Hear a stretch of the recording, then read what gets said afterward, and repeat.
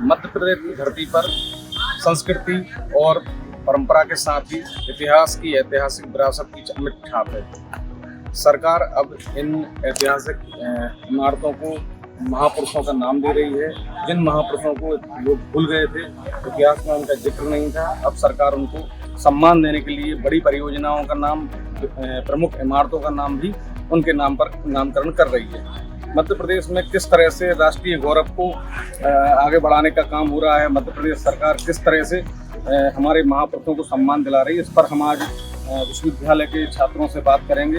मध्य प्रदेश सरकार जो हमारी विरासत है, हमारी धरोहर है, और उनको महापुरुषों का नाम दे रही है, किस तरह का प्रयास है और इससे किस तरह के परिणाम सामने आएंगे? पहले सभी को सुप्रभात। ये जो मध्य प्रदेश सरकार ने ये जो कार्य किया है, ये बहुत अच्छा ही कार्य है। चूँकि मैं एक PhD स्कॉलर हूँ और मैं जो बच्चों को पढ़ाता हूँ वो भी बहुत प्रसन्न रहते हैं और उससे बहुत प्रतिभा पाते हैं। जो कि लोग उनको भूल चुके थे, उनका वो नाम वापस जान पा रहे हैं कि इन्होंने हमारे लिए हमारे देश, हमारे मध्य प्रदेश, इनके लिए क्या किया है। ये जो मोहन सरकार ने ये जो काम किया, ये बहुत ही प्रभावशील और बहुत ही उत्साहपूर्ण है। जैसे कि मैं जबलपुर से आता हूँ, जबलपुर में भी उन्होंने बहुत अच्छा कार्य करके 24 एकड़ ज़मीन पे रानी दुर्गावती स्मारक बनाया है और वहाँ पर वहाँ की जनजातियों पे जो फिल्म का और निर्माण किया है, वो भी बहुत उत्साहपूर्ण और प्रसन्नपूर्ण है। मैं ये चाहता हूँ कि ये कार्य और आगे चलता रहे।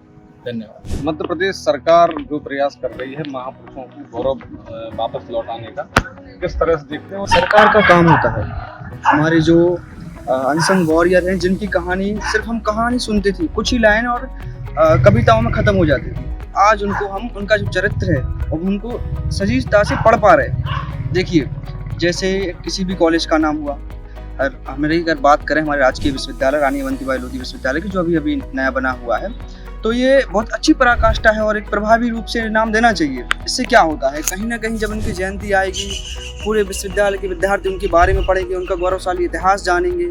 यही सब चीज़ें हैं। और सिर्फ आज जो हमारी जो शिक्षा व्यवस्था है, जो पहले थी, वो प्रभावी इतनी नहीं थी। सिर्फ मुगलों का इतिहास पढ़ाया जाता था 200-500 साल का, और हमारा जो सदियों का गौरवशाली इतिहास है उसको मतलब अनदेखा किया जाता था। उसको उठाने का काम किया है इस सरकार ने, चाहे वो केंद्र की सरकार हो, वर्तमान राज्य की सरकार हो। इसके लिए भी सरकार के लिए बहुत बहुत धन्यवाद दूंगा। मध्य प्रदेश सरकार महापुरुषों को सम्मान दिलाने के लिए नए प्रयास कर रही है, तो किस तरह से देखते हैं सरकार के इन प्रयासों को? जैसे गवर्नमेंट वर्क कर रही है, इससे ये बेनिफिट मिल रहे हैं कि जो न्यू मॉडर्न जनरेशन है, तो न्यू कल्चर्स के कारण जो हमारा पुराना इतिहास है, हमारा कल्चर है, हम सबको इन लोग भूल रहे हैं। तो गवर्नमेंट जो ये वर्क कर रही है कि जो हमारे पुराने वीर योद्धा हैं और जो भी सोल्जर्स हैं, उनके नाम पे टाइगर रिजर्व और ये सब अदर काम कर रहे हैं। तो इनसे ये होगा कि जितना भी हमारा पुराने लोगों को, जो न्यू जनरेशन आ रही थी, उनको भूल रही थी और उनको नाम नहीं दे रही थी, इस कारण से सब उनको जानेंगे और ये अच्छा वर्क कर रही है। मध्य प्रदेश सरकार हमारे महापुरुषों को गौरव दिलाने के लिए, उनको सम्मान वापस दिलाने के लिए जो प्रयास कर रही है, वह निश्चित ही कारगर होंगे। छात्रों का मानना है कि ये प्रयास निश्चित ही महत्वपूर्ण बदलाव लाएंगे।